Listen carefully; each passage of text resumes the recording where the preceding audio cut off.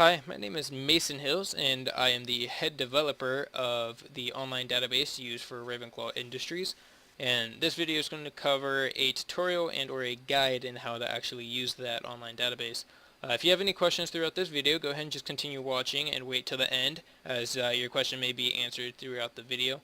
If you reach the end of the video and your question has still not been answered, or if you have any issues, you can go ahead and direct message me, and the way you would do that is you would go into Slack, go to direct message, type in my name, Mason Hills,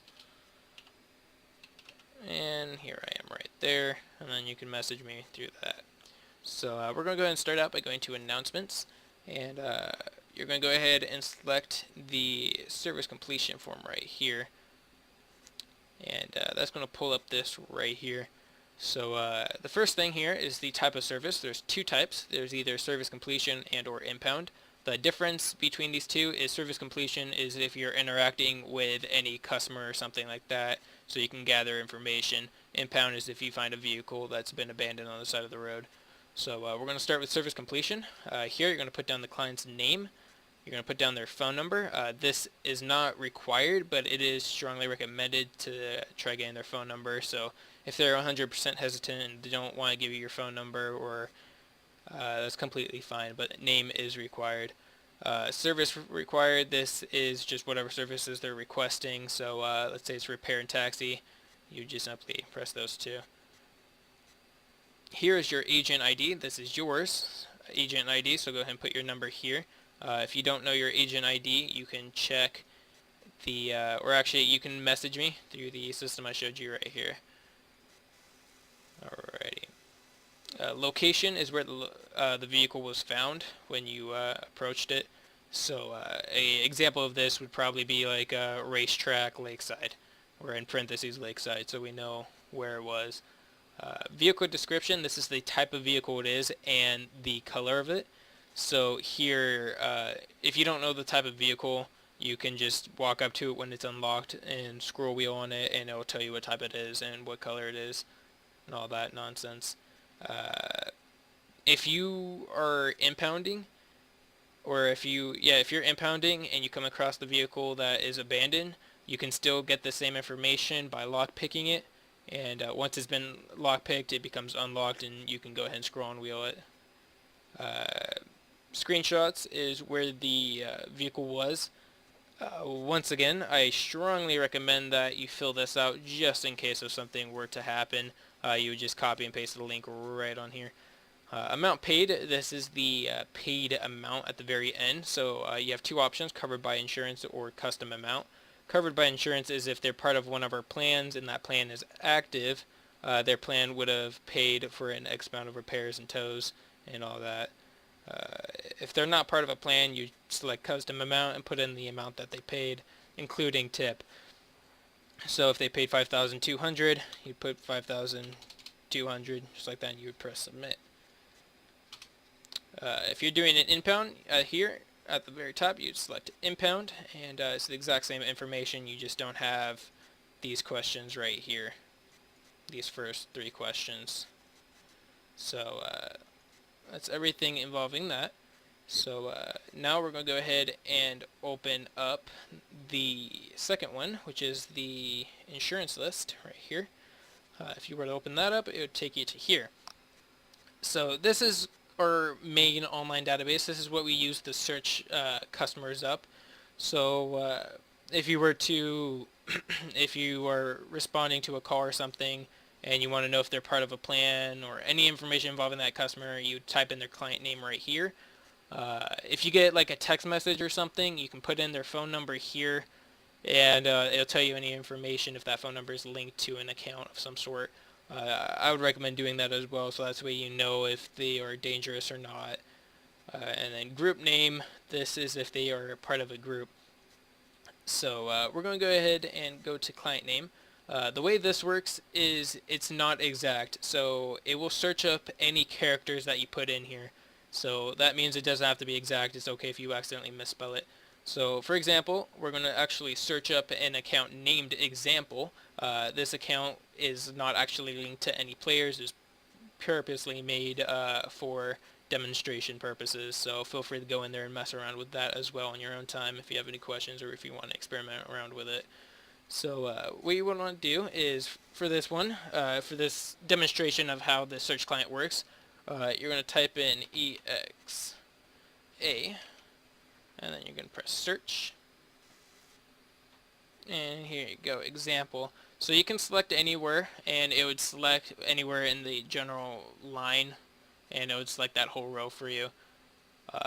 If you search up a name and nothing pops up, so real quick, like that, and it says no record found, make sure you press search again, try it again, make sure the name is spelled correctly, and if you still get that, you can go ahead and create a new client, put in their name, phone number. If they're part of a group, press add. I would recommend editing it later, because right here you're going to have to enter in a lot more information, and it's kind of a waste of time to do it here. So just make sure you put at least their client name and then add, and then I'll show you how to edit that in a sec. And then once again, like I said, you could search by groups. So we're going to search up a group called the Cats, which is linked to our account examples. So here all we have to do is type in, for example, cat, and search. And once again, it'll pull up our example group name, the Cats. So here, you're going to go ahead and press the button right here called View Details. This is what's going to actually allow you to edit it. Alrighty, so at the top, we got client name. This is their actual name. If you notice that their name is spelled differently, then feel free to update this. If you're actually going through this yourself and messing around with it, you can edit all that stuff. Just make sure you do not change the name. Alright, don't touch it. Phone number is their actual phone number. Once again, just like the other form, it's not required, but it is highly recommended to try getting their phone number if possible. Group is if they're part of a group, you just put that there. Status of plan, so if they activate a plan, you have to pay every week. If you miss that payment, your plan will become inactive. And right here is just to simply tell you if their plan is currently active or inactive, if they're like paying their plan. Type of plan is whatever type of plan they have. So there's multiple plans here. You got trial, bronze, silver, gold, platinum, unlimited, and no plan, okay? Trial, try not giving this away. It's a custom 2-day plan, completely free. But don't try giving this away. It's purely based off of if you've tried everything and they're completely hesitant about paying, then you can go ahead and throw that out there. Unlimited plan, do not ever select that. This is only for certain customers that we have agreements with, alright? So don't ever select a limited plan, because that's everything for free. No limit to their services. So for this demonstration, we're going to go ahead and pretend that this client example wants a bronze account. Life of plan, this is how many weeks in advance they're paying for their plan. So they can pay for the first week, they can pay in advance for 2 weeks, 3 weeks, 4 weeks. Once again, that unlimited, don't ever press that, as it is only for certain customers or people that we are affiliated with in the same group and deals. Trial is, once again, if you select that trial plan, make sure those are both the same. So we're going to do bronze, and we're going to go ahead and do 1 week. One thing though is if they are not having a plan, make sure you select this to no plan. Same thing here, select that to no plan. These little question marks will remind you, select no plan if none. Same thing here. That's just to keep things organized. Number of accidents, this is whatever amount of accidents that they have been into. So let's say he needs a repair, he's most likely gone into an accident, that's why he needs that repair, so just change that number 1 up. So it was 9, now it's 10. Date plan started, this is referring to the plans.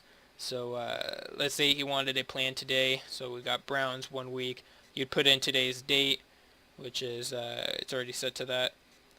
Date payment due, that's automatically generated by the date plan started and the life of plan.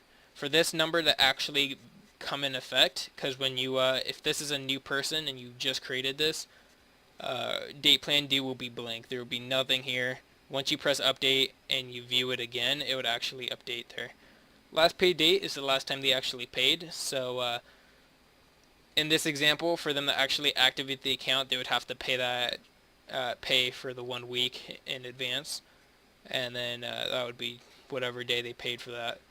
Last service date, this is to keep track of when the last time we provided service to that person, so just put today's date whenever you select that, or go out to help somebody. Repairs, this is the number of repairs that we've provided to that person. So if this is set to 2 and we're going out there for a repair, change that to 3. Repairs left, this is based off of the type of plan and the life of plan, and it will generate the number of, or the number of repairs that they have left that is part of their plan.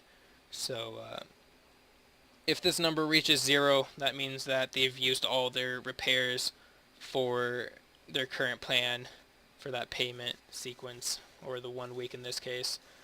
So you would at that point notify them that, hey, your plan is you've used all your repairs for your current plan. Would you like to renew it, or something like that?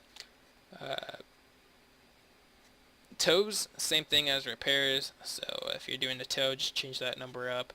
Tows left, same thing with repairs left. It just tells you how many tows they have left until it's gone, and they can't use it anymore and get free tows and repairs. First aid, this is the number of first aids you give to somebody.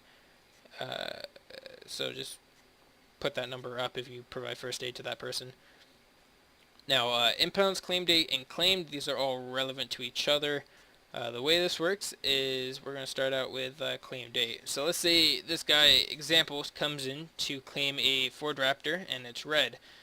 At that case, you would have to make sure he can provide his vehicle by locking and unlocking the vehicle. And then if he's able to do that, then that would be enough proof for Ravenclaw Industries, and we'd let him take it. In that case, we'd go ahead and put down today's date for the date of which the vehicle was claimed. The type of vehicle that was claimed. So once again, is the if you don't know what type of vehicle it is, just unlock it, or have the guy unlock it if he accidentally locks it again, or lockpick it, or anything like that, and get the name of the vehicle. And then impounds, this is to keep track of how many times their vehicles ended up in the impound lot. So if they are coming to claim the vehicle, just change that number 1 up to 3, like that. Notes is just any general information you'd like to share, or that would be useful to other employees when they search this person up. So gives good tips is a decent note. Once again, just go over all these little question marks. They're just here if you forget, so no plan. This is an auto number. If these are 0, make sure you put it to 0. Don't leave it blank. It'll even say right here, type 0 if none. So if you ever see that message, just put a 0 there. Save the effort and time. So the reason why we have to put zeros here is because it's affected by the repairs and tows left. And then you just press update at the end. So that's everything involving the online database. You can go back to search again if you are ready to search up a new client. If you leave all categories blank and you just press search, it'll pull up everybody in the database. So currently there's not a whole lot. When you view this video and when you actually search it, there could have been more people added to this, but at the current state we haven't had that many people, as this online database hasn't been released publicly yet for all that long. It's only been out for a couple days now, so that's the reason why there's not too many people. But we're trying to expand that. So once again, we want to get, if you're helping somebody and they have a name, put it down. Make sure you put it down, because we're trying to record everything and how many times we've helped that person out. So that's actually going to conclude the video and how to use the online database. If you have any further questions from here that I haven't gone over yet, you can go ahead and message me. You can refer back to the beginning of the video and how to do so. Please don't poke me on TS or message me through anything else. Just use Slack. That's probably the best way of contacting me, alright? So thanks for watching this video, and I thank you for joining Ravenclaw Industries. Have a good day.